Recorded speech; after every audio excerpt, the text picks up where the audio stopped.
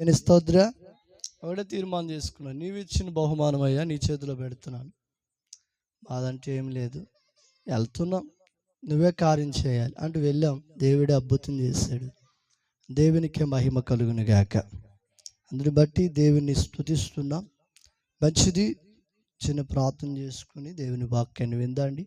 చిన్న ప్రార్థన. మహాగణుడివైన యేసయ్యా, జీవాధిపతి అయిన తండ్రి, జీవమును ఎరిగిన దేవుడవు, మా హృదయంతరంగాలను వెరిగిన దేవుడు నీవే.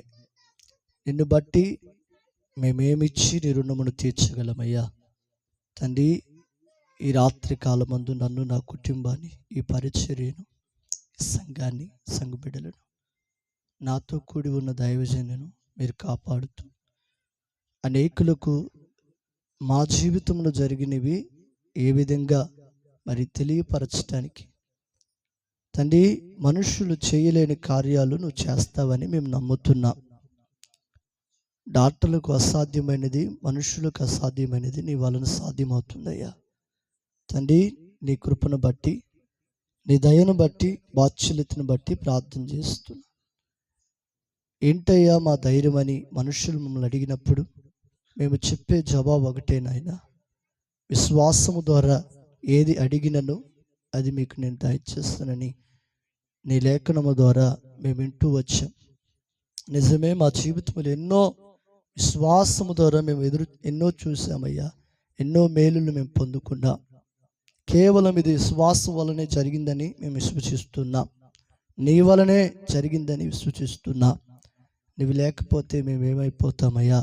అందుని బట్టి ప్రార్థిస్తూ చక్కని మాటలు లోకానికి, వినుచున్న వారికి, కూర్చున్న మాకును, ఈ మైక్ శబ్దం ద్వారా ఎంతమంది అయితే వింటున్నారు వారందరికీ మీరు వినిపించి సహాయం చేయమని యేసు నామములో అడిగి వేడుకొని పొందుకున్నాము తండ్రి. ఆమేన్. హల్లెలూయా. హల్లెలూయా చెప్పండి. హల్లెలూయా. మంచిది, దేవుని వాక్యాన్ని విందండి. దేవుని వాక్యానికి సమయమును దైవజనులకు అప్పచేద్దాం. మన మధ్యలో శివానగర్లో పరిచయం చేస్తున్న యేసుబాబు పాస్టర్ గారు మన మధ్యలో ఉన్నారు. వారు దేవుని వాక్యాన్ని మనకు అందిస్తారు.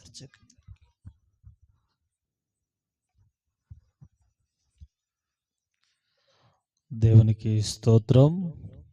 మీ అందరికీ ప్రభునామమున వందనాలు. ప్రత్యేకంగా దైవజనుడు ఏలియా గారికి, అదేవిధంగా పాస్టర్ గారికి అందరికి వందనాలమ్మా. అందరూ బాగున్నారా? మంచిది. మరి ఇప్పటి వరకు మంచి సాక్ష్యం మనం విన్నాం, దేవుడు చేసిన మేలులు. మనందరికీ దేవుడు ఎన్నో మేలులు చేస్తూనే ఉన్నాడు. ఆయన చేస్తున్నటువంటి ప్రతి మేలును జ్ఞాపకం ఉంచుకొని స్తుతించటం, ఆయన్ని ఘనపరచటం ఈ రీతిగా మంచిది ప్రియులారా. సరే, లేఖన భాగాన్ని మనం చదువుకుందాం. కీర్తనల గ్రంథము 103వ అధ్యాయము 1వ వచనము నుంచి 4వ వచనం వరకు చదువుకుందాం. కీర్తనల గ్రంథము 103వ అధ్యాయము 1వ వచనము నుంచి 4 వచనాలను మనం చదువుకొని వాక్య భాగంలో మనం ముందుకు సాగుదాం ప్రియులారా. అందరూ కూడా శ్రద్ధగా విందాము. నా ప్రాణమా యెహోవాను సన్నతించుము, నా అంతరంగమునున్న సమస్తమా ఆయన పరిశుద్ధ నామమును సన్నతించుము. నా ప్రాణమా యెహోవాను సన్నతించుము, ఆయన చేసిన ఉపకారములలో దేనిని మరువకుము. ఆయన నీ దోషములన్నిటినీ క్షమించువాడు, నీ సంకటములన్నిటినీ కుదుర్చువాడు, సమాధిలో నుండి నీ ప్రాణమును విమోచించుచున్నాడు, కరుణా కటాక్షములను నీకు కిరీటముగా ఉంచుచున్నాడు. మంచిది. చిన్న ప్రార్థన. పరిశుద్ధుడా, ప్రేమగల తండ్రి, దయగలిగిన దేవ, కొద్ది నిమిషాలు నాయనా తండ్రి, ఇదిగో నాయనా మీ దైవజనుడు నా తండ్రి అయ్యా ఏర్పాటు చేసినటువంటి కృతజ్ఞత కూడికను బట్టి స్తోత్రాలు నాయనా. ఇదిగో తండ్రి అయ్యా ఈ యొక్క కార్యక్రమానికి నాయనా కారణమైనటువంటి చిన్న బిడ్డ కొరకు ప్రార్థన చేస్తున్నాం. బిడ్డ జీవితంలో నాయనా మీరు చేసినటువంటి మేలుకై స్తోత్రాలు చెల్లిస్తూ ఉన్నాం తండ్రి. ఇక్కడ చేరి వచ్చినటువంటి నాయన నీ ప్రియ బిడ్డల సంఘము నాయన వారి కుటుంబాలలో మీరు చేసిన ప్రతి మేలును బట్టి కూడా స్తోత్రాలు చెల్లిస్తున్నామయ్యా. నువ్వేది చేసినా అయ్యా మేలు చేసే దేవుడు అని నాయన మీకు కృతజ్ఞతలు చెల్లిస్తూ ఈ రాత్రి నాయన కొన్ని మాటలు ధ్యానిస్తూ ఉండగా నీ ఆత్మ సహాయమును దయచేయండి. వింటున్న నీ బిడ్డలను విశ్వాసమందు స్థిరపరచండి అయ్యా. ఇదిగో తండ్రి నీ యొక్క నాయనా అయ్యా నీ రాజ్య నివాసులుగా అయ్యా అదిగో నా తండ్రి సిద్ధపడటానికి సహాయం దయచేయండి. నీ దాసుడుగా కొన్ని మాటలు వివరిస్తుండగా తండ్రి నీ ఆత్మ సహాయమును దయచేయమని మా ప్రభును మా రక్షకుడైన యేసుక్రీస్తు వారి నామములో ప్రార్థించి అడిగి వేడుకొనుచున్నాము తండ్రి. ఆమేన్, ఆమేన్. మీ అందరికీ మరొకసారి వందనాలు. మా అందరూ బాగున్నారుగా? మంచిది ప్రియులారా. అందరూ చాలామంది వెళ్ళిపోయారట్టుంది కదా, కొద్దిమంది ఉన్నారు, మంచిది. అయితే ఇక్కడ మనము 4వ వచనాన్ని చదువుకుంటే సమాధిలో నుండి నీ ప్రాణమును విమోచించుచున్నాడు, కరుణా కటాక్షములను నీకు కిరీటముగా ఉంచుచున్నాడు అని పిల్లారా. చూడండి, చనిపోయే స్థితిలో నుండి లేదా చనిపోయిన స్థితిలో నుండి కూడా లేపగలిగే వాళ్ళు, బ్రతికించగలిగే వాళ్ళు ఈ లోకంలో ఎవరన్నా ఉన్నారంటే ఎవరు లేరు పిల్లలు. డాక్టర్లు కూడా ఎంతవరకు చేయగలరంటే వీలైనంత వరకు, అవకాశం ఉన్నంత వరకు వైద్యం చేసి వాళ్ళు చివరికి ఏం చెప్తారంటే అంతా ఆ భగవంతుడిని దయను, మేము చేయగలిగిందే చేసామంటారు. ఇక్కడ మనం ఆలోచించాల్సింది ఏంటంటే ప్రేమైన వర్లరా, మనం తీసుకునేటువంటి ఆహారంలో ఆరోగ్యం ఉండిద్ది, కానీ ఆయుష్ ఎవరి కాడ ఉండిద్ది? దేవుడి దగ్గర ఉంటుంది. ఆరోగ్యం మనం తీసుకునేటువంటి ఆహారంలో ఉండొచ్చు, కానీ ఆయుష్ మాత్రం ఎవరి దగ్గర ఉంటుందంటే దేవుడి దగ్గర ఉంటుంది పిల్లరా. కొన్నిసార్లు ఒక అపాయం నుండి బయటపడ్డప్పుడు కొంతమంది కొన్ని మాటలు అంటూ ఉంటారు. ఏమంటారంటే, ఒక అపాయం నుండి, ఒక ప్రమాదం నుండి తప్పించుకున్న వ్యక్తిని చూసి మిగతా వాళ్ళు ఏమంటారంటే, చూసిన వాళ్ళు వీడికి భూమి మీద ఇంకా నూకలు ఉన్నాయి అంటారు. ఏమున్నాయంట? భూమి మీద నూకలు ఉన్నాయి ఇంకా, అందుకే వీడు ఇంకా బ్రతికాడు. ఏమొక భూమి మీద నూకలు ఉన్నాయి కనుక అందుకే ఏమో బ్రతికినాయి. నిజంగా నూకల కోసం బ్రతుకుతున్నావా చెప్పండి కదా? అంటే వీళ్ళు ఏమనుకుంటున్నారంటే మనం తినే ప్రాప్తం ఉంది కాబట్టి మనం ఇంకా బ్రతుకుతున్నాము అనుకుంటారు. కానీ తినే ప్రాప్తమును బట్టి కాదు, దేవుడు మనల్ని బ్రతికిస్తున్నాడు. అయితే బ్రతికిస్తున్నటువంటి దేవుడు దేని కొరకు బ్రతికిస్తున్నాడు? లోకం ఏమంటుందంటే తినటం కోసమే బ్రతుకుతున్నాము అనుకుంటుంది కదా. కానీ బ్రతకటం కోసం ఏదో అంత తింటున్నామని అనుకోవట్లేదు, కానీ తినటం కోసమే మనం బ్రతుకుతున్నాం. తినేదే మనకు ముఖ్యం అనుకునేటువంటి ధ్యాసలో ఉండిపోయింది. అందుకే ఎవరు చెప్పినా, ఏది చెప్పినా ఏం చెప్తుంటారంటే తిండి తింటేనే మనకు బలము, తిండి తింటేనే మనకు ఆరోగ్యం అని చెప్తా ఉంటారు. మంచిదే, కాదనట్లేదు. ఆయుష్ ఎవరి కాడ ఉందంటే దేవుడి కాడ ఉంది. ఒక రోజున ఒక ఆయనకి మరణకరమైనటువంటి జబ్బు, రోగం వచ్చింది. ఎవరైనా మీ అందరికి తెలుసు కదా, ఎవరు? హిజ్కియాకి. ఇంకా చచ్చిపోతాడు, ఇంకా కాసేపట్లో చనిపోతాడు అని అనుకుంటా ఉన్నారు. అయితే మరణకరమైనటువంటి ఆ పరిస్థితిలో ఆయన ఏం చేస్తున్నాడు? ఏ డాక్టర్ దగ్గరికి వెళ్దామా లేకపోతే ఏం చేద్దామని అట్లా. ఇప్పుడు పాస్టర్ అమ్మ చెప్పింది, ప్రార్థన చేశారంట. ఏం చేశారు? ప్రార్థన చేశారంట. దేవునికి స్తోత్రం. బిడ్డను పట్టుకుని ప్రార్థన చేశారు. మొట్టమొదటిగా మనం చేయాల్సింది ఏంటంటే దేవునికి ప్రార్థన. రెండో ఆప్షన్ ఏంటంటే వైద్యము, రెండో ఆప్షన్. ప్రార్థన అనేది చాలా ప్రాముఖ్యమైనది. చాలామంది ఏం చేస్తారంటే ప్రార్థన చేయరు, రెండో ఆప్షన్కి వెళ్తారు. మొదటి ఆప్షన్ వదిలిపెట్టేసి రెండో ఆప్షన్.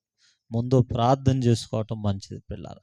అది ఏదైనా, ఇప్పుడు దైవజనుడు ఏలియా చెప్పినట్లుగా, ఏదైనా మేలైనా కీడైనా తండ్రి నీకే స్తోత్రమయ్యా, నీ చిత్తమే జరిగించిన ముందు దేవుని స్తుతించటం అనేది చాలా ప్రాముఖ్యమైన పిల్లల. అయితే ఈయనకి మరణకరమైనటువంటి రోగముతో బాధపడుతున్నటువంటి ఆయన ఎమ్మిటే ఏం చేశాడో తెలిసిన, గోడ తట్టు తిరిగి ప్రార్థన చేశాడు. యెషయా గ్రంథము 38వ అధ్యాయం 1వ వచనం చూద్దాం ఒకసారి, చూడండి. ఆ దినములలో హిజ్కియాకు మరణకరమైన రోగము కలుగగా ప్రవక్తయు ఆమోజు కుమారుడైన యెషయా అతని యొద్దకు వచ్చి, నీవు మరణమవుచున్నావు, బ్రతుకవు గనక నీవు నీ ఇల్లు చక్కబెట్టుకొనమని యెహోవా సెలవిచ్చున్నాడని చెప్పగా. చూడండి ఇక్కడ ఏం చెప్తున్నాడమ్మా అంటే, మరణమవుతున్నామనే సంగతి తెలిసినప్పుడు ఏం చక్కబెట్టుకోవాలంటున్నాడు? నీవు నీ ఇంటిని చక్కబెట్టుకోనము అన్నాడు.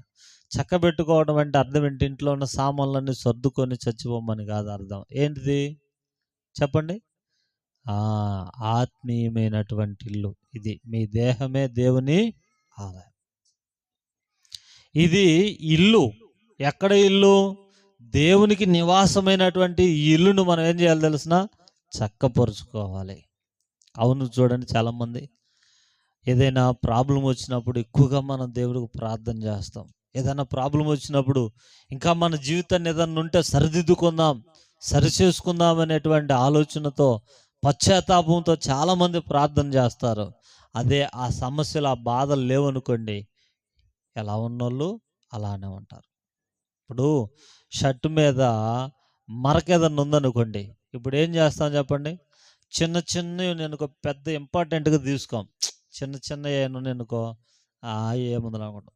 కొంచెం పెద్ద పెద్ద మరకలు కనపడేందుకు ఏం చేస్తాము? ఎమ్మిటే షర్టు తీసేసి ఎమ్మిటే దాన్ని శుభ్రపరచుకోవటానికి ప్రయత్నం చేస్తాం. అయితే ఈ చిన్న చిన్న ముందు ఉన్నాయి కదా, అప్పుడు ఏం చేస్తాం తెలిసిన? పెద్దదిగా ఉన్నప్పుడు షర్టు మీద ప్రత్యేకమైనటువంటి దృష్టి పెడతాం. అప్పుడు ఏం చేస్తామంటే ఇంకా ఆ చిన్న చిన్న మరకలన్నీ కూడా పోయేటట్టుగా దాన్ని శుభ్రపరచుకునేటువంటి ప్రయత్నం చేస్తూ ఉంటాం. అయితే సమస్యలు రావటం మనకు అప్పుడప్పుడు మంచికే కానీ చెడుకైతే కాదు. ఎందుకంటే శ్రమలు వచ్చినప్పుడు, ఇబ్బందులు వచ్చినప్పుడు, అనారోగ్య సమస్యలు వచ్చినప్పుడు మనము దేవుణ్ణి స్తుతిస్తాం, మనము దేవుణ్ణి గణపరుస్తాం అనమాట ప్రియులారా. హిజ్కియా అయితే ఏం చేశాడో తెలిసిన? చూడండి 2వ వచనం కూడా, అతడు తన ముఖమును గోడ తట్టు త్రిప్పుకొని, యెహోవా యథార్థ హృదయుడనై సత్యముతో నీ సన్నిధిన నేనెట్లా నడుచుకుంటునో, నీ దృష్టికి అనుకూలముగా సమస్తమును నేనెట్లా జరిగించుతునో కృపతో జ్ఞాపకము చేసుకుని. చూడండి, కృపతో నన్ను జ్ఞాపకం చేసుకోమని ఏం చేస్తున్నాడంట? హిజ్కియా ఏం చేస్తున్నట? కన్నీళ్ళు విడిచొచ్చు. ఏం చేశాడంటమ్మా? కన్నీళ్లు విడుచుచు ప్రార్థన చేశాడు. కన్నీళ్లు విడిచేటువంటి ప్రార్థన దేవుడు ఎమ్మటే అంగీకరిస్తాడు. తెలుసునా మీకు? మామూలు ప్రార్థన కంటే కూడా కన్నీటి ప్రార్థనకి దేవుడు ఎక్కువగా ఎమ్మిటే స్పందిస్తాడు, ఎమ్మిటే దానికి పరిష్కారాన్ని ఇస్తాడు. అయితే ప్రార్థన చేయటము అనేది మన వంతు, బాగు చేయటం అనేది ఎవరి వంతు? దేవుని. కొన్నిసార్లు మనకు బాగు కానట్టుగానే ఉండిద్ది. నేను ఇంత ప్రార్థన చేసుకుంటున్నా, ఇంత చేసినా కూడా ఉపయోగం లేదేందా అనుకుంటాం. కొంతమంది అంటారు, చేసే ప్రార్థనలన్నీ ఎటుపోతున్నాయో అంటారు. ఏం చేస్తారమ్మా? ప్రార్థనలు అంటే ఎటుపోతున్నాయి అంట, ఎటో పోతున్నాయి అంట. ఎందుకంట? వాళ్ళకి జవాబు రాకపోయే వరకు, వాళ్ళు అనుకున్నది జరగకపోవడం వల్ల వాళ్ళు ఏమన్నారంటే, ఎంత ప్రార్థన చేసినా మా ప్రార్థన ఎటుపోతుంది ఏమన్నాయా, మాకు మాత్రము అనుకున్నది జరగట్లేదంట ఉంటారు. కానీ ప్రియులారా, నీ ప్రార్థనకు ప్రతిఫలం ఉంటుంది. కానీ ఎప్పుడు ఉంటుంది? కొంతకాలం ఓపిక పడుతూ ఉంటుంది, కొంతకాలం ఓర్చుకుంటూ ఉంటుంది. అప్పటి వరకు ఏం చేయాలి చెప్పండి? ప్రార్థన మానక ప్రార్థన చేయాలి. విసుకక ప్రార్థన చేయాలి. దేవుడి దగ్గర ప్రార్థించి ప్రతిఫలాన్ని పొందుకోవాలి ప్రియులారా. అయితే హిజ్కియా అయితే కన్నీళ్లు విడిచి ప్రార్థన చేశాడు. ఎమ్మిటే మళ్ళీ ఏమైందో తెలిసిన 6వ వచనంలో చూస్తే ఏమంటో తెలిసిన, ఎమ్మిటే 6వ వచనం, ఇంకా 15 సంవత్సరములు నీకు ఆయుష్నిస్తున్నాను అన్నాడు అండి. ఎన్ని సంవత్సరాలంట? ఏమిస్తున్నాడు? ఆయన ఆరోగ్యం బాగోలేదు కదా. ఆయన అడిగింది ఏంది? మరణకరమైన రోగం వచ్చింది. మరణకరమైన రోగం వస్తే ఈయన ఏమిస్తున్నాను అంటున్నాడు? నీకు ఆరోగ్యం ఇస్తాను అనట్లేదు. ఏమిస్తానంటున్నాడు? ఆయుష్ని ఇస్తానంటున్నాడు. ఆయుష్నిచ్చేది దేవుని వంతు. అర్థమైందా? ఆయుష్నిచ్చేది దేవుని వంతు. చూడండి, ఆరోగ్యాన్ని కాపాడుకునేది ఎవరి వంతు? మన వంతు. కొన్నిసార్లు ప్రేమైన దేవుని బిడ్డలారా, ఆరోగ్య విషయంలో తగిన జాగ్రత్తలు మనం తీసుకోవటం కూడా అది మన బాధ్యత. అవునా కదమ్మా? ఆరోగ్య విషయంలో ఏం చేయాలి? మనము తగిన జాగ్రత్తలు మనం తీసుకోవాలి. ఆ జాగ్రత్తలు మనం తీసుకోకపోతే ఆయుష్ ఉండిద్ది, కానీ ఆరోగ్యము ఉండదు. కనుక ప్రేమైన దేవుని బిడ్డలారా, తల్లిగా తండ్రిగా మనం బిడ్డల కోసం ఎంతగా మనము వాళ్ళ క్షేమం కోసం, వాళ్ళ బాగు కోసం ఆలోచిస్తున్నామో, మన కోసం కూడా మన దేవుడు అంత గొప్పగా ఆలోచిస్తూ ఉండదు. తెలిసిన, మొట్టమొదటిగా మన పిల్లలకి ఏదైనా అయితే మనం ఎమ్మిటే బాధపడతాం కదా. ఈ భూమి మీద దేవుని పిల్లలైనటువంటి మనుషులందరికీ ఏది జరిగిన ఎమ్మిటే బాధపడేది ఎవరు చెప్పండి? దేవుడు. ఎందుకని చెప్పండి? మన కన్న పిల్లలు ఎంత ప్రేమో, ఆయన కన్న పిల్లలైన మనుషుల మీద ఆయన కూడా అంతే ప్రేమ. అందుకంటాడు, దేవుడు లోకమును ఎంతో ప్రేమించాడు. ఎంతగానో ప్రేమించాడు. ఆయన ప్రేమించినటువంటి తన పిల్లల కోసము ఆయన ఏదైనా చేయడానికి సిద్ధంగానే ఉన్నాడు. కానీ మనుషులు ఏమాత్రం ఏం చేయట్లేదు? వినట్లేదు, అర్థం చేసుకోవట్లేదు. మనుషులు వాళ్ళ ఇష్టానుసారంగా బ్రతుకుతా ఉన్నారు. దేవుడు చేసినటువంటి మేలును గుర్తుపెట్టుకొని దేవునికి కృతజ్ఞతలు చెల్లించేటువంటి వారు తక్కువైపోయారు ప్రేమైన వాళ్ళు. ఒకసారి తిమోతికి రాసినటువంటి పత్రిక మనం చదువుకుందాం, ఇంకా తొందరగా వెళ్దాము. తిమోతికి రాసినటువంటి పత్రిక, 2వ పత్రిక, తిమోతికి రాసినటువంటి 2వ పత్రిక 3వ అధ్యాయము 1వ వచనంలో చూస్తే ఏమంటున్నాడంటే, అంత్య దినములలో అపాయకరమైన కాలమునొచ్చునని తెలుసుకునుము. ఎలయనగా మనుషులు ఎవరంటమ్మా? మనుషులు ఏంటిదంట? మనుషులు ఏముంటుందంట? స్వార్థం ఉంటుందంట. మనుషులు ఏముంటుందంట? స్వార్థ ప్రియులు, ధనాపేక్షలు. ఏముంటుందంటమ్మా? మనుషులు ఏముంటుంది? ధనం. స్వార్థ ప్రియులు, ధనాపేక్షలు, తర్వాత బింకములాడువారు, అహంకారులను, దూషకులను, తల్లిదండ్రులకు అవిధేయులను, ఏం లేనివారంట? కృతజ్ఞత లేనివారు. ఏం లేనివారమ్మా? కృతజ్ఞత లేనివారు. ఈరోజు ఇదేందో తెలిసిన? కృతజ్ఞత కూడిక. ఎందుకు? దేవుడు చేసిన మేలును బట్టి, దేవా నువ్వు మాకు సహాయం చేసావయ్యా, నేను మనం ఏం చేస్తున్నాం? దేవుణ్ణి మనం ఘనపరుస్తున్నాం, దేవుణ్ణి మనము మహింపరుస్తున్నాం. కానీ ఈ కృతజ్ఞత అందరి దగ్గర ఉండదు. దేవునికి ఇలాంటి కృతజ్ఞత స్తుతులు స్తోత్రాలు చెల్లించేటువంటి కార్యక్రమాలు అందరి దగ్గర ఉండవు. చాలామంది ఏం చేస్తారు తెలిసిన? దేవుడు చేశాడా, చేయించుకున్నారా, మర్చిపోయారు అంతే. ఎందుకని? స్వార్థ ప్రియులంట, ధనాపేక్షులంట. అర్థమైందా? ధనాపేక్ష అంటే అర్థమైంది తెలుస్తున్నా? ధనాపేక్ష అంటే పిస్నారితనం. ధనాన్ని సంపాదించుకోవాలి, ధనాన్ని కూడపెట్టుకోవాలనే ఉంటుంది. కానీ వాళ్ళ దగ్గర ఏముండదు చెప్పండి? ఏముండదు? దేవునికి కృతజ్ఞతతో ఖర్చు పెట్టైనా దేవుని మనం గణపరుద్దామని చాలామంది అనుకుంటారా? దేవుడు అమ్మ కృతజ్ఞత కూడిగా పెట్టుకోవాలంటే ఖర్చు అవుద్దా అవుద్దా? చెప్పండి ఒకసారి. ఖర్చు అవుదా? అవుద్ది. మరి చాలామంది ఏం చేస్తారు తెలిసిన? ఎందుకు లేనిపోయింది, మనం మళ్ళీ ఆ ప్రార్థన పెట్టుకుంటే ఖర్చు అయిపోద్ది, డబ్బులన్నీ వేస్ట్ అయిపోతాయి అనుకుంటారు. ఏమంటారు? అందుకని చాలామంది కృతజ్ఞత స్తుతి కోడికలు పెట్టుకోవాలి ధనాపేక్షతో. కానీ ధనాన్నిచ్చే దేవుడు, ఆయుష్నిచ్చే దేవుడు, ఆరోగ్యాన్నిచ్చే దేవుడు, మనల్ని పోషించే దేవుడు, కంటికి రెప్పవలే కాపాడే దేవునికి కనీసం మనము కృతజ్ఞత చెప్పకపోతే రెండోసారి మళ్ళీ అడగడానికి అవకాశం ఉంటుందా? చెప్పండి ఒకసారి. ఉంటుందా? ఉండదు. ఎందుకంటే దేవుడు చేసిన మేలులు మర్చిపోయామనుకో, మనం మళ్ళీ దేవుడి దగ్గర ప్రభా మాకు సహాయం చేయని అడగలేం. అడిగినా కూడా ఆయన చేయడు. ఎందుకంటే చిన్న సహాయం చేసినా కూడా వాళ్ళకి ఏం చెప్తాం తెలిసిన, థ్యాంక్స్ అండి అంటాం. అంతే కదా, థ్యాంక్స్. ఎందుకని, హెల్ప్, సహాయపడినటువంటి వాళ్ళకి మళ్ళీ వాళ్ళకి మనం కృతజ్ఞతతో వాళ్ళకి చెప్తాము. అదే దేవుడు చేస్తే చాలామంది దేవుడికి చెప్పట్లా, చాలామంది దేవుణ్ణి పట్టించుకోవట్లా, దేవుణ్ణి మర్చిపోతున్నారు. ఎందుకంటే వాళ్ళు ఏమంటున్నాడు తెలిసిన, స్వార్థ ప్రియులు అంట. ఏం ప్రియులు వాళ్ళు? స్వార్థం. మనుషులు ఏమొచ్చేసింది? స్వార్థం వచ్చేసింది, కృతజ్ఞత లేని స్థితి వచ్చేసింది. అందుకనే దేవుడికి చాలామంది మీద ఇష్టం ఉండట్లా. చాలామందికి ఏముండట్లేదు? దేవుడి మీద ఇష్టం ఉండట్లేదు. అందుకనే ఇక్కడ ఒక మాట అంటాడు ప్రియులారా, తెస్సలోనికి రాసినటువంటి పత్రిక 5వ అధ్యాయము 18వ వచనంలో ఒక మాట ఉంటుంది ప్రియులారా. చదవండి ఒకసారి, ఏమని ఉంటుంది? తెస్సలోనికి రాసినటువంటి మొదటి పత్రిక 5వ అధ్యాయము 18వ వచనంలో ఉన్నది, ప్రతి విషయమందును ఏం చేయాలంట? ప్రతి విషయమందును కృతజ్ఞతాస్తుతులు చెల్లించుడి. ఎలాగు చేయుట? ఇలాగనే మనము దేవుడు చేసిన మేలులను బట్టి కృతజ్ఞతాస్తుతి కొడగబెట్టుకోవటము యేసుక్రీస్తునందు మీ విషయములో దేవుని చిత్తమంట. దేవునికి స్తోత్రం. దేవుని చిత్తం ఏంటో తెలిసిన? దేవుని చిత్తం ఏంటి? కృతజ్ఞతాస్తుతి మనము చెల్లించాలి. ఎట్లా? ప్రతి విషయములో అంట. చాలామంది దేంట్లో చెల్లిస్తారు చెప్పండి? మేలు పొందితేనే చెల్లిస్తారు, అంతే కదా. కొంతమందికి నష్టం వచ్చింది అనుకోండి, చెల్లిస్తారా? చెల్లించరు.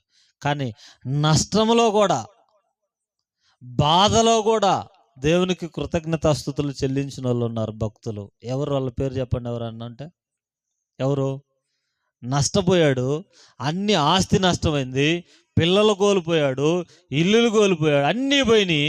అయినా కూడా యెహోవా నామమునకే స్తుతి కలుగును గాక అన్నాడు. ఎంత గొప్ప విశ్వాసం చూడండి. అంత గొప్ప విశ్వాసం మనలో ఎందుకు ఉండట్లేదు? అంటే స్వార్థం వచ్చేసింది, ధనాపేక్ష. మనుషులు ఏమైపోయారు తెలిసిన ప్రియులారా? బింకములు ఆడేవారు, తల్లిదండ్రులకు అవిధేయులైపోయారు. చూడండి, దేవుడు అనుకున్నట్లుగా మనుషులు ఉండట్లేదు ప్రియులారా, మనుషులు ఉండట్లా. కొన్నిసార్లు ఏమంటారు తెలిసిన, భార్య అనేది, అయ్యా దేవుడు మనకు చేసిన మేలును బట్టి మనం కృతజ్ఞత కూడిక పెట్టుకుందామయ్యా, దైవ సేవకులను పిలుచుకొని ఆడ. కొన్నిసార్లు భర్త ఏమంటారు తెలిసిన, డబ్బులు లేవులే, ఎందుకు ఖర్చు అయిపోతాయి అంటారమ్మా కొంతమంది భర్తలు అంటారా. భార్యలు ఇంట్లో తల్లిగా పిల్లల కుటుంబాన్ని సరైన రీతిలో నడిపించుకునేటువంటి స్త్రీగా, అయ్యా దేవుని స్తుతించుకుందామయ్యా అనేది. కానీ భర్తలు వినరు. కొన్నిసార్లు భర్తలు చెప్తే దేవుని స్తుతిద్దామని కొంతమంది భార్యలు వినరు. ఎక్కువ భాగము ఎవరికి చెప్పాడు బాధ్యత? కుటుంబ బాధ్యత ఎవరికి చెప్పాడమ్మా? చెప్పాడు, జ్ఞానవంతురాలు తన ఇల్లు కట్టుకున్నాడు. ఆత్మీయంగా తన ఇల్లును కట్టుకున్నటువంటి జ్ఞానవంతురాలు జ్ఞానముతో కూడినటువంటి ఆలోచనలు చేయాలి. భర్తకంత ఆలోచన ఉండదు, భర్తకంత ఆలోచన ఉండదు. కానీ ఎవరికి ఉండాలి ఎక్కువ ఆలోచన? ఎవరికి ఉండాలి? భార్యకే ఉండాలి. భార్యకే అలాంటి ఆలోచన ఉంటే, దైవికమైన ఆలోచనలు ఉంటే ఆ కుటుంబము అభివృద్ధి చెందుతుంది, ఆ కుటుంబం ఇంకా ఆశీర్వదించబడుతుంది. పిల్లారా, మీకు ఒక సంఘటన చెప్తా చూడండి. పురుషుల ఆలోచనలకి స్త్రీ ఆలోచనలకి తేడా ఏంటో నేను ఒకసారి చెప్తా, మీరేనండి. ఒక భార్య భర్తలు, ఒక ఫ్యామిలీకి ఒక 10 లక్షలు డబ్బులు వచ్చినాయి అంట. డబ్బులు వస్తే ఇద్దరు కూర్చొని, నేను అవి కొనుక్కోవాలా, నేను ఈ కొనుక్కోవాలని ఇద్దరు వాదనలు పెట్టుకున్నారంట. వాదనలు పెట్టుకుంటే భర్త ఏమో కారు కొనుక్కోవాలని, భార్య ఏమో బంగారం కొనుక్కోవాలని. ఇద్దరు వాదనలు పెట్టుకొని లాస్ట్కి ఏం చేశారంటే ఒక ఒప్పందానికి వచ్చేసారు. ఏంటంటే, సగం నీకు సగం నాకు, నా డబ్బులతో నేను కారు కొనుక్కుంటా, నీ డబ్బులతో నువ్వు బంగారం కొనుక్కొని ఒప్పందానికి వచ్చారు. చూడండి, అంటే వీళ్ళిద్దరు ఆలోచనలను బట్టి చెరుసగం డబ్బులు చేసుకొని ఒకళ్ళు బంగారం కొనుక్కున్నారు, ఒకళ్ళు కారు కొనుక్కున్నారు. చాలామంది అంటారు కానీ బంగారం కొనుక్కోకూడదని, బంగారం మీద మమకారం ఉండద్దని అంటారు, కానీ ఈ ఆలోచన అంటే నాకు అప్పుడు అర్థమైంది.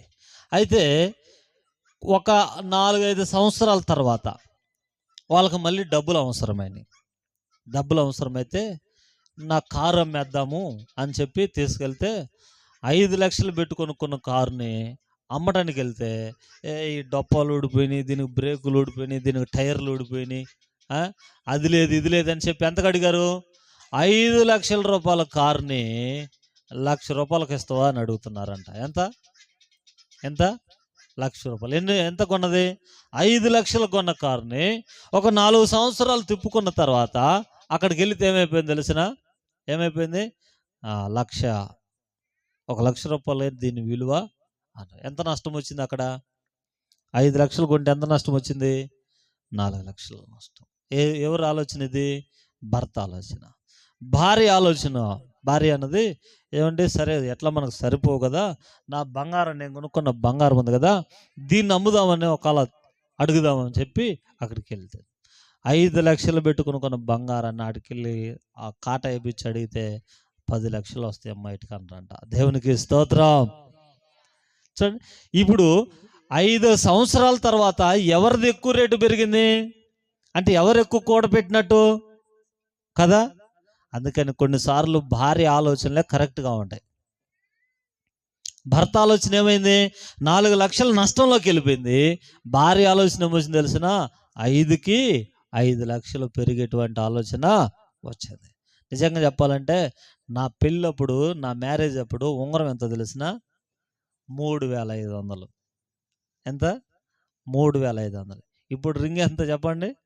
22,000 అంట, 25,000 అంట. ఎంత తేడా ఉంది చెప్పండి. అప్పుడు నుంచి కూడా నేను అట్లానే దాచిపెట్టా. మొన్న ఒకసారి రింగ్ ఎంత అని అడిగితే ఇదే రింగ్ ఎంత అవుద్దని అంటే దాదాపుకి 25,000 అవుద్ది అన్నారు. దేవునికి స్తోత్రం. చూడండి, అంటే కొన్ని నష్టంలోనికి తీసుకెళ్ళేవి ఉంటాయి, కొన్ని లాభంలోనికి తీసుకెళ్ళేవి కూడా ఉంటాయి. కానీ మనం ఏం చేయాలి చెప్పండి? భర్త అయితేనేమో ఏ విధంగా నష్టం చేసేద్దామా, డబ్బులు ఏ విధంగా ఖర్చు చేసేద్దామా, వ్యర్థమైన వాటికి, అనవసరమైన వాటికి అనుకుంటారు.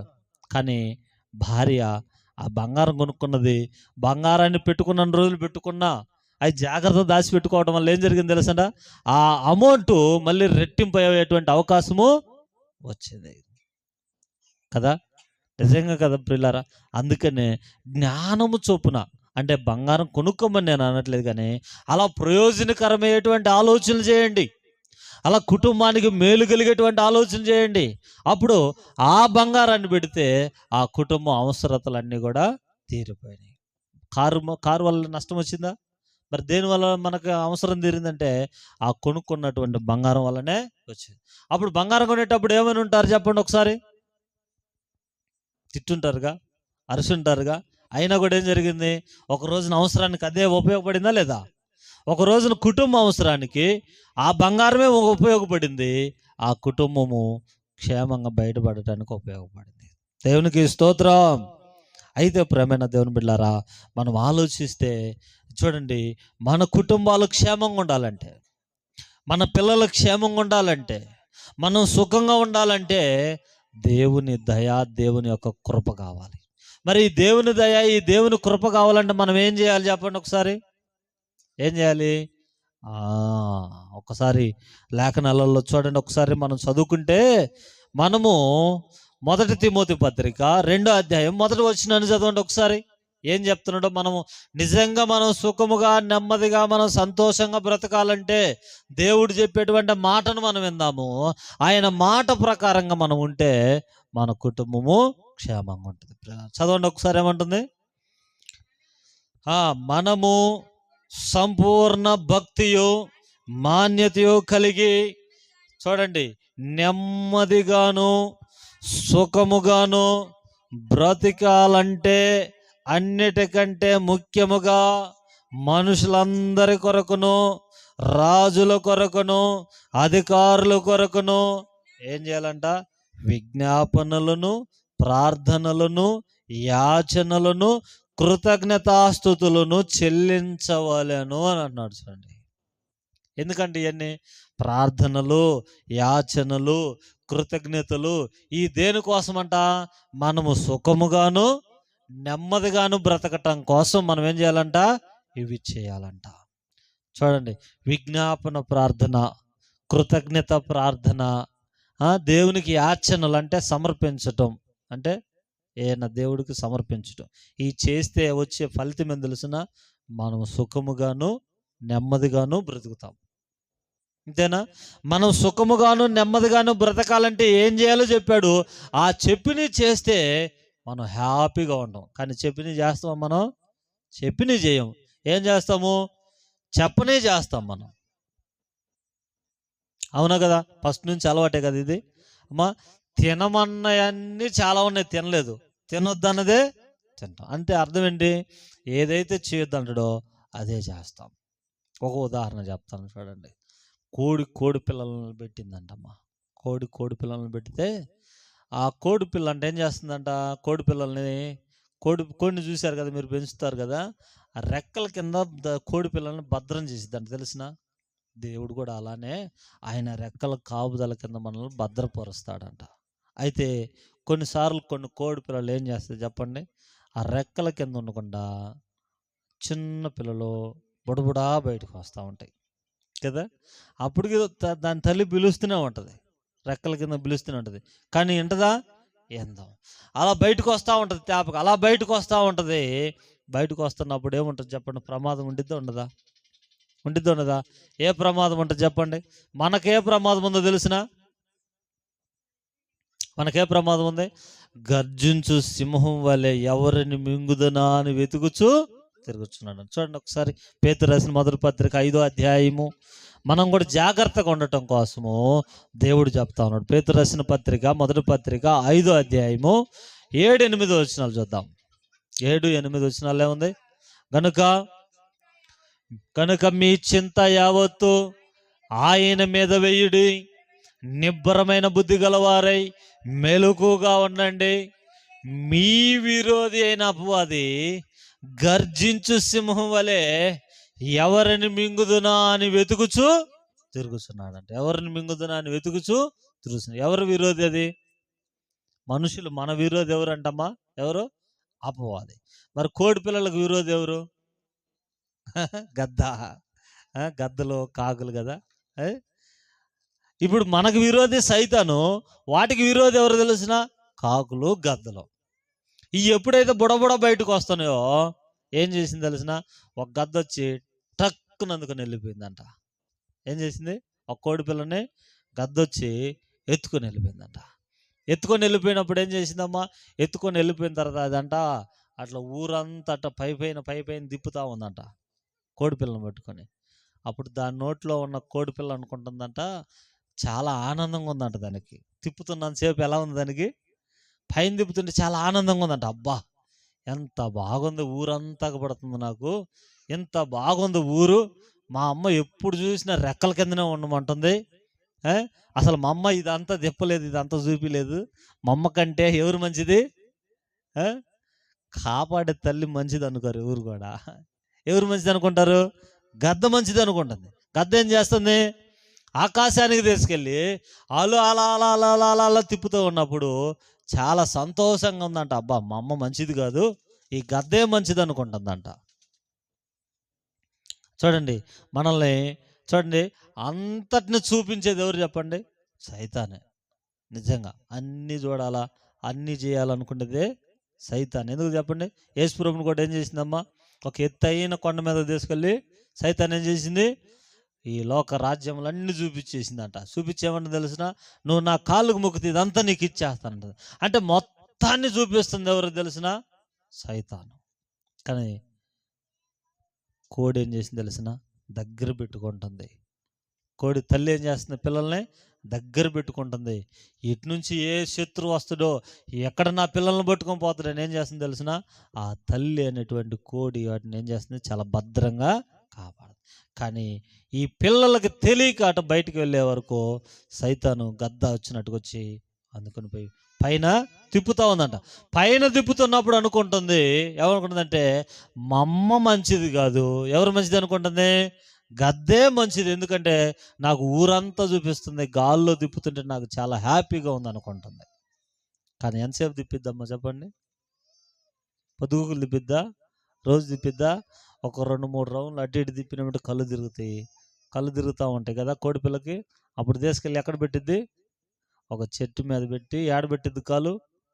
కొద్దిగా మీద కాలు పెట్టి పొడిచి చంపాలి. అంటే తిప్పుతున్నంతసేపు ఎలా ఉంది? బాగుంది. కానీ తల్లి అట్ట తిప్పదు. తల్లి ఏం చేస్తే తెలిసిన? భద్రంగా కాపాడుతూ ఉంటుంది పిల్లల్ని. తల్లి బిడ్డల క్షేమాన్ని చూస్తుంటుంది. నా పిల్లలకి ఎలా ఉంటే క్షేమం చూస్తుంది. కానీ తల్లి క్షేమము కొన్నిసార్లు పిల్లలకు అర్థం కాదు. పిల్లలకు అర్థం కానప్పుడు ఏం చేస్తుంది తెలిసిన? సైతాన్ అనేటువంటిది, శత్రువు అనేది ఏం చేస్తుంది తెలిసిన? ఎప్పుడు ఏ విధంగా వీళ్ళను పట్టుకోవాలి, ఏ విధంగా వీళ్ళను బాధ పెట్టాలా, ఏ విధంగా వీళ్ళని నష్టపెట్టాలని ఏం చేస్తుంటుంది? పొంచుకొని ఉంటుంది పిల్లల.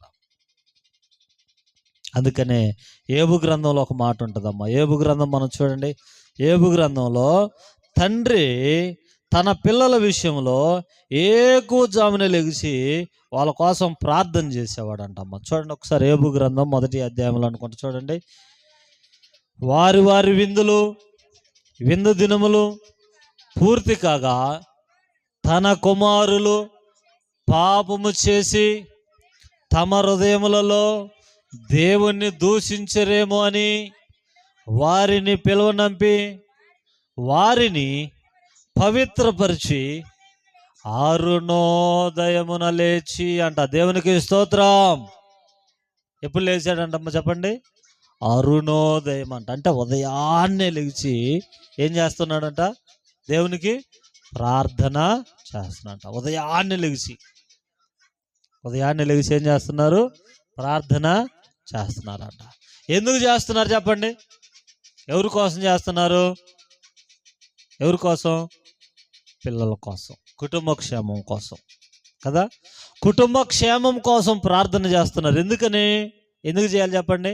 మనం సుఖముగాను నెమ్మదిగాను బ్రతకాలంటే డబ్బులుంటే బ్రతకం. అర్థమైందా? డబ్బులుంటే మనం సుఖంగా నెమ్మదిగా బ్రతకలేము. ఉగ్రత దినమున ఆస్తి అక్కరక రాదని కూడా ఉంది చూడండి. సామెతల గ్రంథము చూడండి ఒకసారి.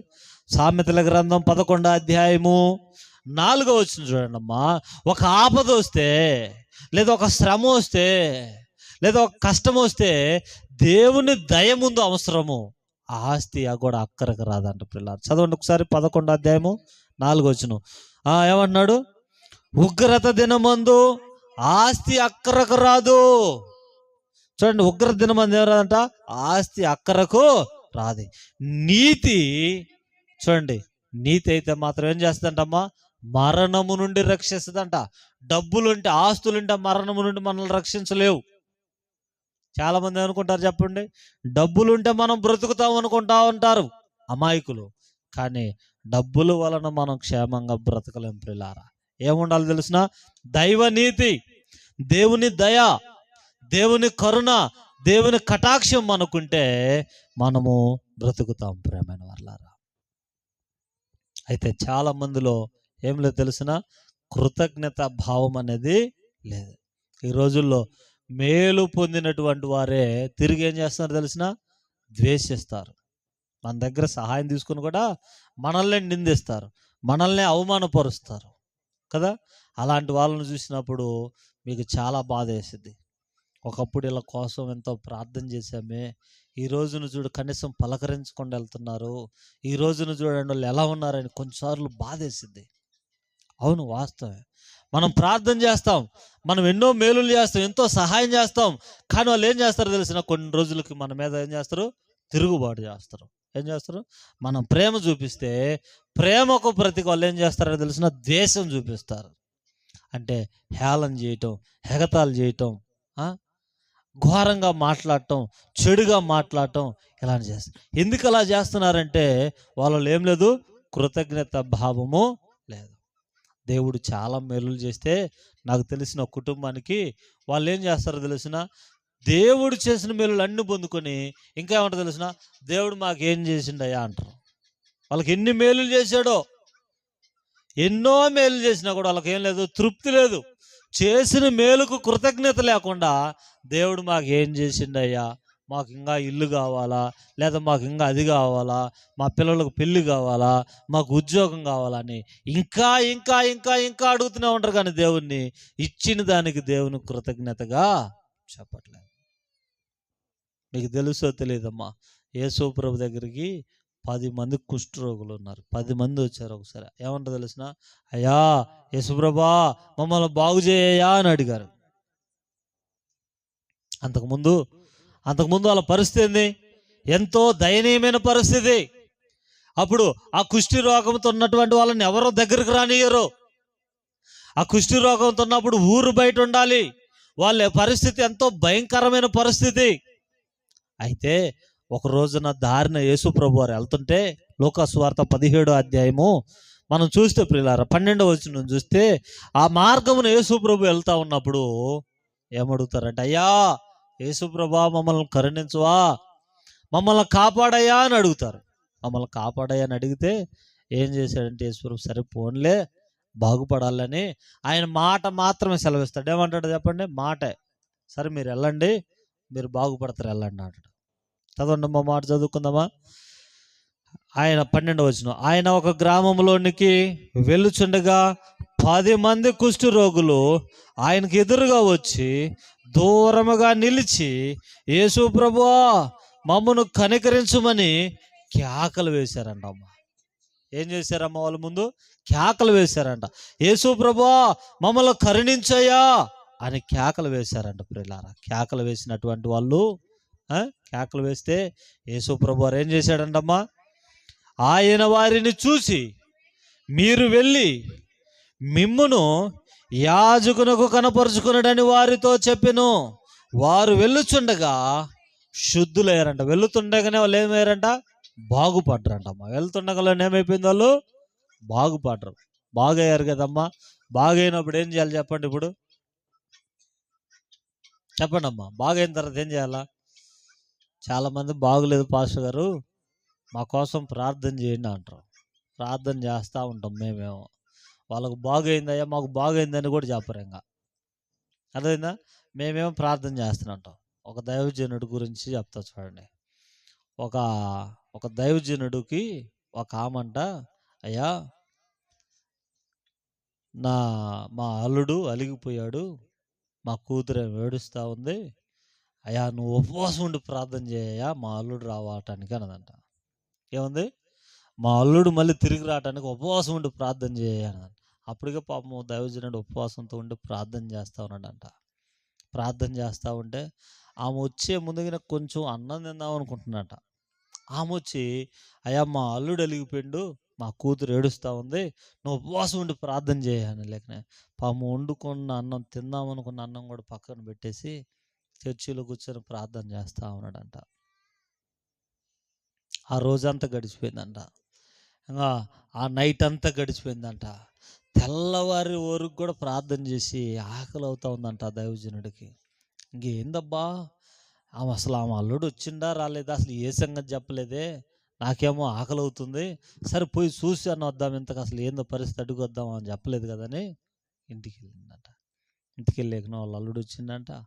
ఖమ్మం కోడి కూర వండుకుంటారంట, గారెలు వండుకుంటారంట, బ్రహ్మాండం వాళ్ళు తింటుంటారంట. ఇక్కడ కడుపు కలుసుకున్నది ఎవరు? చెప్పొద్దు.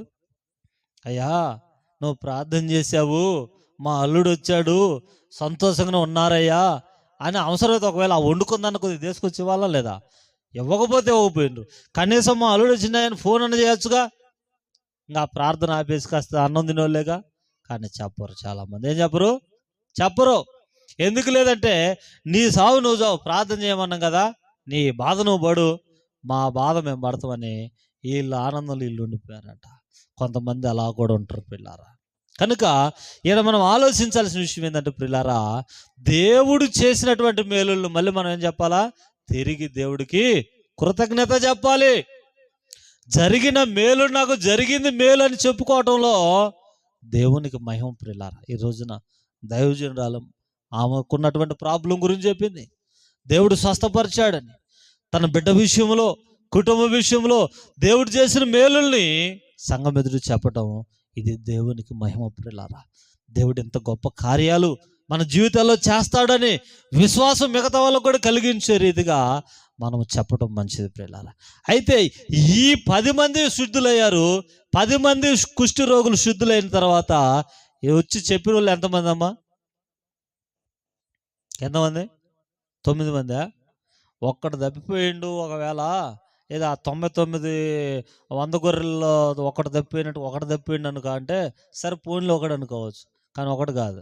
ఎక్కడ తప్పిపోయింది? ఎవరు? చూడండి. అంటే అర్థమేం తెలిసిన, 99 గొర్రెలు తప్పిపోయినాయి, ఒక గొర్రె వచ్చింది నీకు. అర్థమైందా? 99 గొర్రెలు ఏమైపోయినాయి? తప్పిపోయినట్టుగా, ఒక గొర్రె ఉన్నట్టుగా. ఇక్కడ 9 మంది ఏమో బాగైపోయి వెళ్ళిపోయారు. బాగైందయ్యా అని వచ్చింది ఎవరు? ఒక్కడు. చూడండి, చదవండి ఒకసారి చదువుదాం. 16వ వచనం. గొప్ప శబ్దంతో దేవుని మహిమపరచుచు తిరిగి వచ్చి ఆయన కృతజ్ఞతాస్తుతులు చెల్లించుచు ఆయన పాదముల యొద్ద సాగిలపడిను. వాడు సమరయుడు. అందుకు యేసు, 10 మంది బాగుపడ్డారు కదరా బాబు, ఆ 9 మంది ఏమయ్యారు అని అడిగిండు. యేసు ప్రభు ఏమంటుండు? 10 మందిని కదా నేను బాగు చేసింది, 10 మంది కదా బాగుపడ్డారు, 10 మంది కదా ఆశీర్వదించబడ్డారు. కానీ ఎంతమంది వచ్చారు? మిగతా 9 మంది వాళ్ళకి కృతజ్ఞత భావం లేదు. చాలామంది కూడా ప్రియులారా చూస్తే చాలామంది ఏం చేస్తారో తెలిసిన, ప్రార్థన చేయించుకుంటారు, దైవజనుడితో దైవజనురాలతో ప్రార్థనలు చేయించుకుంటారు, బాగుపడతారు. కానీ మందిరానికి రారు, వచ్చే సాక్ష్యం చెప్పరు, దేవుని కృతజ్ఞతలు చెల్లించరు. ఇలాంటి పరిస్థితి నేడు సమాజంలో మనం చూస్తూ ఉన్నాం ప్రియులారా. అలా ఉండటం అది క్రైస్తవం యొక్క లక్షణము కాదు.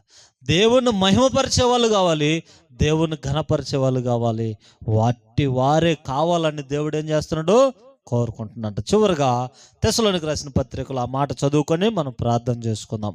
5వ అధ్యాయం, మొదటి తెస్సలోనికి రాసిన పత్రిక 5వ అధ్యాయము మనం చదువుకుందాం ప్రియులారా. 18వ వచనం.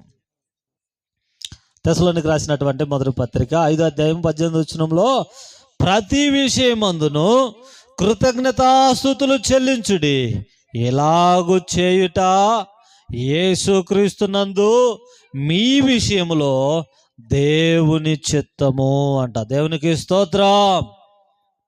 ప్రతి విషయంలో ఏది జరిగినా మనం ఏం చేయాలి చెప్పండి? దేవునికి ఏం చేయాలా? కృతజ్ఞతాస్తుతులు చెల్లించాలి. మన జీవితంలో కష్టం వచ్చినా, నష్టం వచ్చినా, లాభం వచ్చినా, ఆనందం వచ్చినా, దుఃఖం వచ్చినా మనం ఏం చెప్పాలి? దేవునికి కృతజ్ఞతలు చెప్పాలి. అలా చేస్తే దేవుడు ఇంకా మనల్ని ఏం చేస్తాడు? ఇంకా కొంచెం ఆశీర్వాదకరంగా ఉంచుతాడు. ఇంకా మనం ఆయన మహిమపరిచే కొంది మనల్ని ఆయన ఇంకా ఏం చేస్తాడో తెలిసిన ఉన్నతమైన స్థితిలో ఉంచడానికి ఇష్టపడతాడు పిల్లారా. మనకు వస్తున్న బాధలను బట్టి, వస్తున్న కష్టాలను బట్టి కుంగిపోకూడదు. ఎప్పుడైనా చాలామంది మాకెందుకు ఇలా అవుతుంది అని ఇంకా ఏడుస్తా దిగజారిపోతుంటారు, బలహీనపడుతుంటారు. అలా ఉండకూడదు. మనం ఏం చేయాలా? ఎలా ఉన్నా సరే ప్రభా నీ నామానికి మహిమ కలుగాల తండ్రి అని మనం దేవునికి కృతజ్ఞతలు చెప్పాలి. ప్రార్థన చేసుకుందాం తలలు వంచి. అందరము ప్రార్థన చేద్దాం. దేవునికి స్తోత్రాలు చెల్లించి ప్రార్థన. పరిశుద్ధుడైన తండ్రి, ప్రేమ నమ్మకం కలిగిన గొప్ప దేవా, మీకు స్తోత్రాలయ్యా. ఈ రాత్రి నాయన ప్రత్యేకముగా నాయన తండ్రి ఇక్కడ చేరి ఉన్నటువంటి నాయన నీ బిడ్డలందరి కొరకు ప్రార్థన చేస్తున్నామయ్యా. ఈ ప్రాంతంలో ఉన్నటువంటి ప్రజలందరి కోసం ప్రార్థన చేస్తున్నామయ్యా. చాలా మందికి నా ప్రభువా అయ్యా కృతజ్ఞత అయ్యా స్తుతి కోడికను పెట్టుకోవటానికి ఇష్టం ఉండదయ్యా. చాలామంది నాయన తండ్రి ఇదిగో మీరు చేసిన మేలులు పొందుకొని నాయన తండ్రి నిన్ను మర్చిపోతూ ఉంటారయ్యా. అయ్యా నిన్ను ఘనపరచకుండా, నిన్ను మహిమపరచకుండా అయ్యా వారి ఇష్టానుసారంగా బ్రతుకుతూ ఉంటారయ్యా. అలాంటి వారిని క్షమించండి అయ్యా. అలాంటి వారు కూడా నాయన మారు మనసు రక్షణ పొందుకొని తండ్రి నీ ఎడల కృతజ్ఞత కలిగి బ్రతుకున్నట్లుగా తండ్రి ప్రతి బిడ్డను ఆకర్షించమని ప్రార్థన చేస్తున్నామయ్యా. ఇదిగో తండ్రి ఈ రాత్రి నాయన ఈ కుటుంబం నా ప్రభా తండ్రి మీద ఆసుడు నాయన అయ్యా ఏలీ గారి కుటుంబంలో నా ప్రభా అయ్యా అదిగో నాయన బిడ్డ విషయంలో, పాస్టర్ విషయంలో అయ్యా మీరు మేలును బట్టి స్తోత్రాలు చెల్లిస్తున్నామయ్యా. ఇదిగో నాయన ఈ దినమును